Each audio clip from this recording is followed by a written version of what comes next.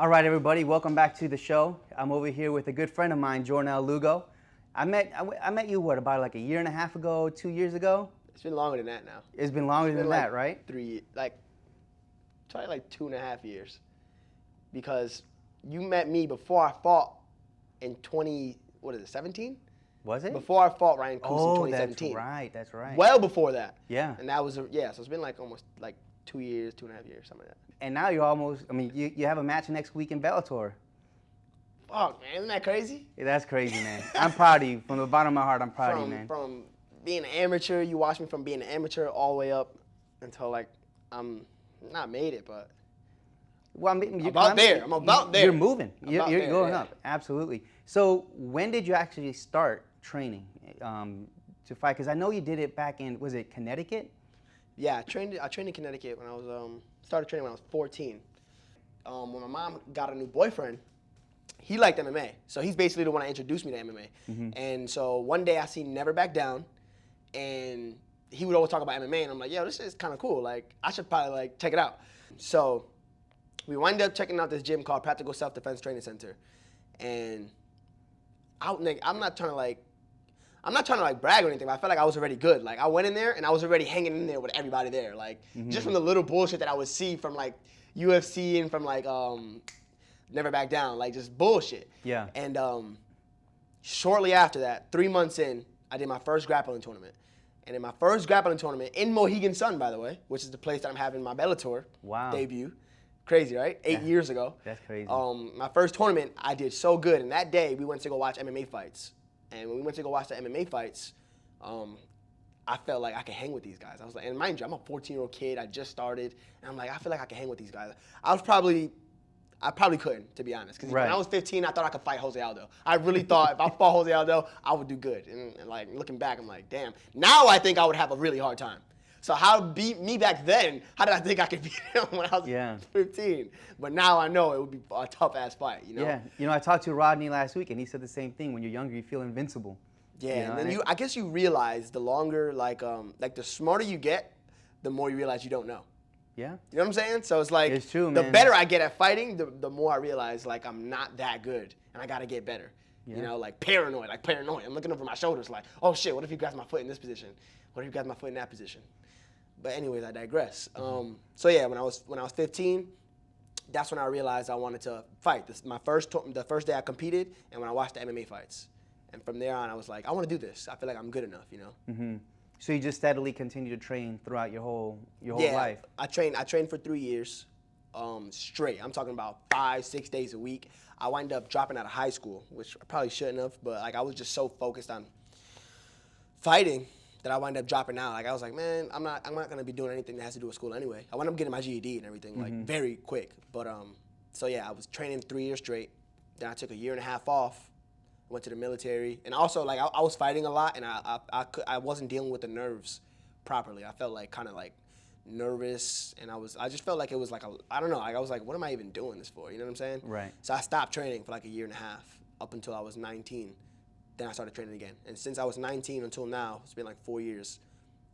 Every week since then, like going hard. You know, like studying. If I'm not in the gym, I'm studying. I'm on YouTube studying fights from old boxing, old MMA to current boxing, current MMA. So when you say study, what is it specifically that you're looking at?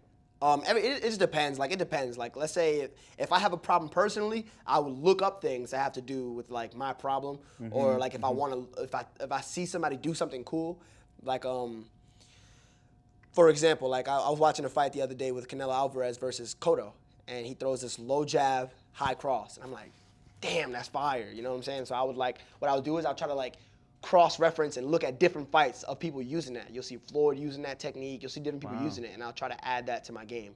You know what I'm saying? So like studying for me, studying is probably like 80% of my training.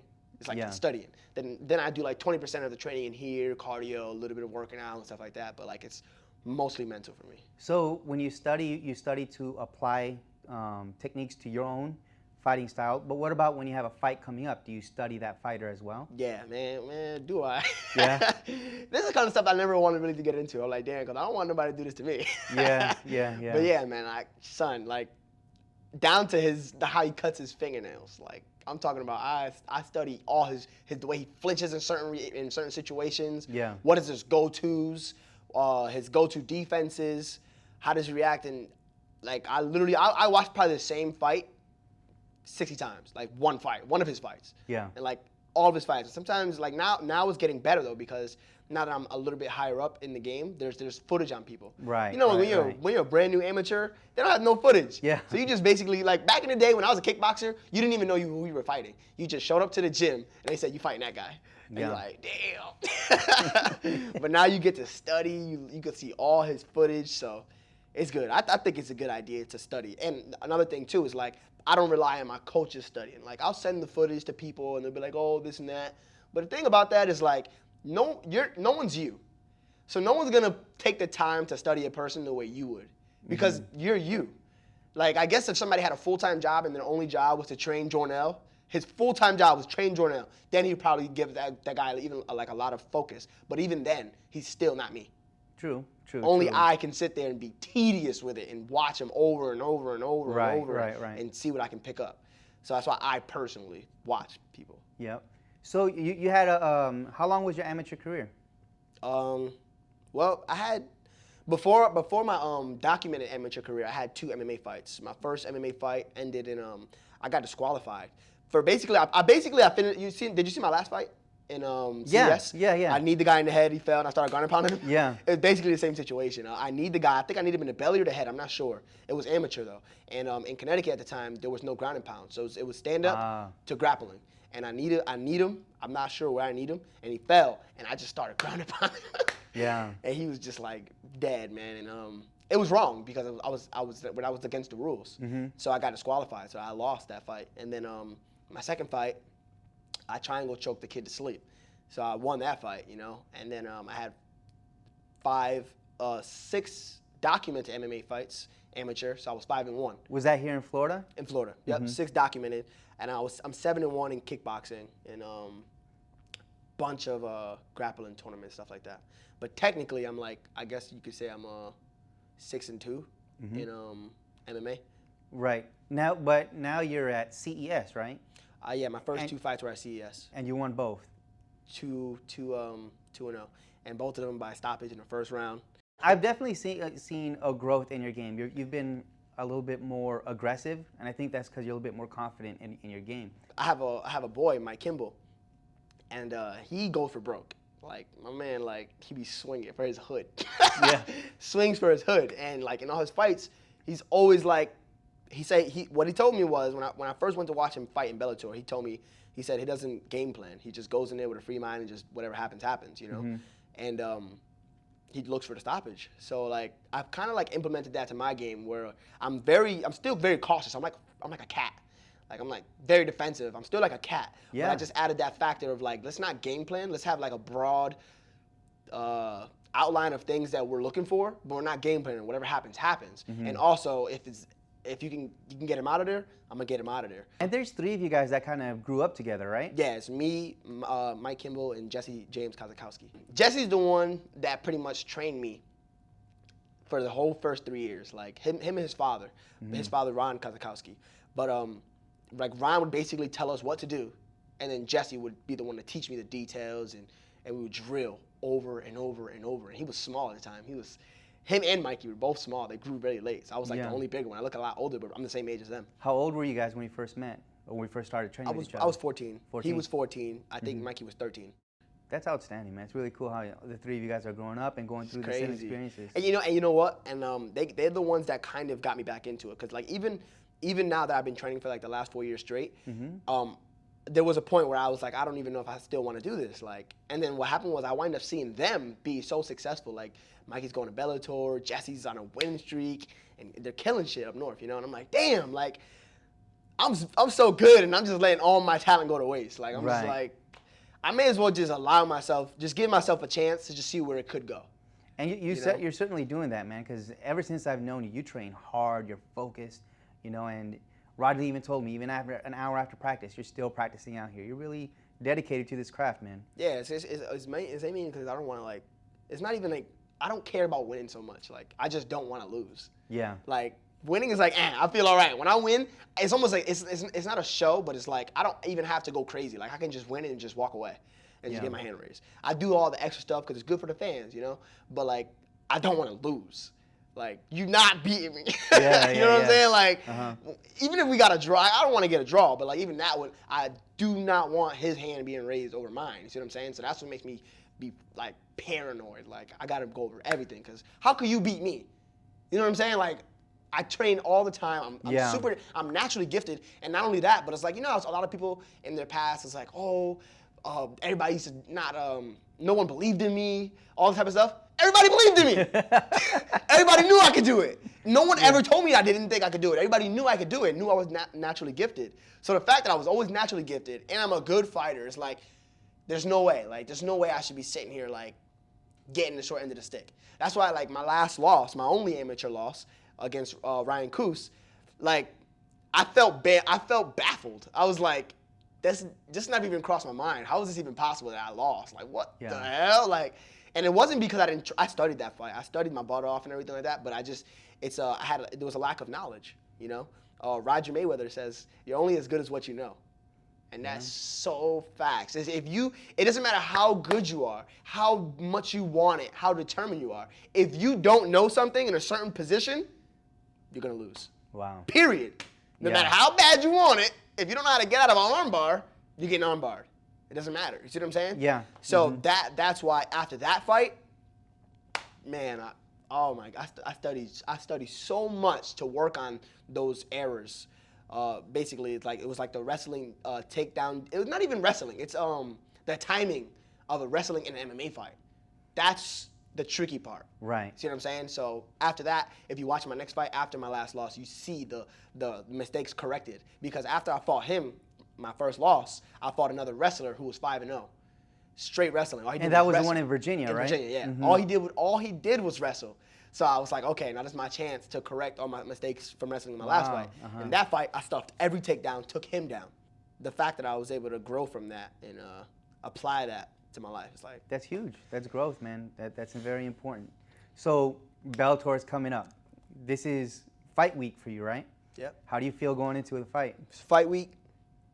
My weight is good. I'm not scared to say how much I weigh. I weigh like 145 right now. Mm-hmm. I have to be at 135. And the fasting, it's just not fun. You know, it's cool. Like, it's not, I'm not dying. I'm fine. Mm-hmm. But there's, like, eating, there's an enjoyment of eating. You know what I'm saying? Not even just eating because you're hungry. Just eating in general. And I know you love Chick-fil-A. Yeah, so. I love Chick-fil-A. I like eating just Chick-fil-A need to sponsor you. Yeah. Chick-fil-A, if you're watching this, hit your boy up, man. I need to definitely get that. But, yeah, it's like you just don't get the enjoyment factor out of it. So this week it's just basically you just focus on fighting because you're not going to be able to do pretty much anything else that's fun. Yeah. You know, training is fun to me. You know, studying is fun. Like sometimes I'll be at home and I'm just like, oh, what fight should I watch now? I'm like, I'm at home. Like, why don't I just watch something on Netflix? Like, what am I doing? Yeah. I'm constantly just like, all right, well, let's study another fight. Yeah, and you're like, passionate about it, man. You love it. Yeah, that's good. So even on my downtimes, all I really do is just like watch fights, study, take notes. That's good. Bunch of notes. I'm the same with photography, man. Exactly. Always studying it. We should be that way with everything in life. Like whatever it is that we're striving to do in life, we should give it everything. We should give it ourselves. You know, give it everything. Agree. So how do you feel about your opponent? Like how has he fought in Bellator before? Yep. He fought once in Bellator. He fought Mike, my boy Mike. Oh, is that right? I went to see the fight. I was there. And I'm like. You see Mikey, you see how like he dominates him, like he beats him on the feet, he takes him down twice, and then Mikey's hot-headed sometimes. So basically the kid capitalized on a mistake that Mikey made. And it just like, from that day, it was so weird because from that day I was like, I'm gonna fight him. I knew I was gonna fight him. Really? I'm gonna fight John Duma one day. And even the last time I was in Connecticut, like I have like some friends, my boy Walnut, which is Mikey's good friend too, and we was like, yo, you should fight John Duma, you know, like you should fight John Duma. You should go to Bellator and fight John Duma. Like we always knew, I'm gonna go to Bellator and fight John Duma. That's and crazy. Here we are. I'm fighting John Duma. You spoke it into existence. Literally, right? like it was. Yeah. It's like we just knew that was the guy, you know, and. Yeah, I'm confident you're gonna capitalize on this moment, man. You know, there's a lot of people cheering for you. I am as well.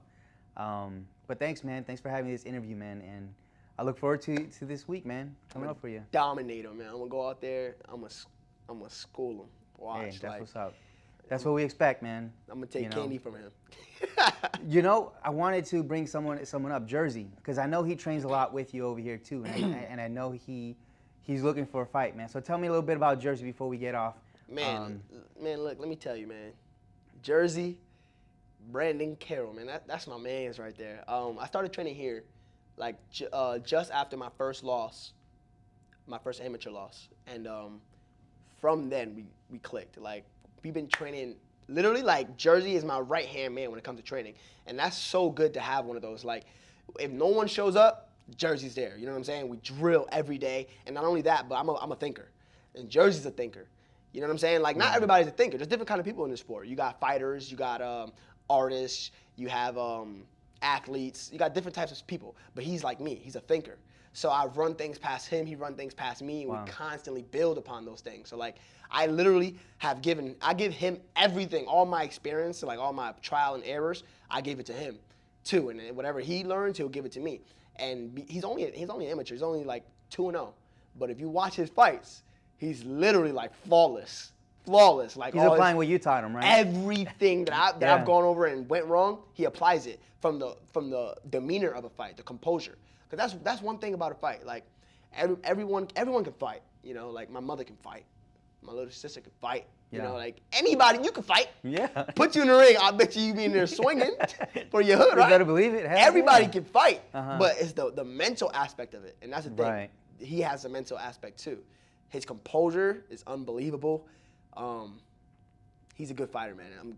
Son, like, you would have to pay for a partner like that, you know? Yeah. I feel like everybody should have a partner like that, like somebody that they can just count on, at least one person being there. Yeah. You know what I'm saying? So it's good to have that. Well, I will say this, aside from him being a Marine, you know, I'm always cheering for him as well. Hey, man, but thanks again for coming through, man, for this interview, and maybe I can interview you after the fight, man, and see how you do. We'll do it again. I bet. We'll discuss current events. That's what's up. All right, pa. My man.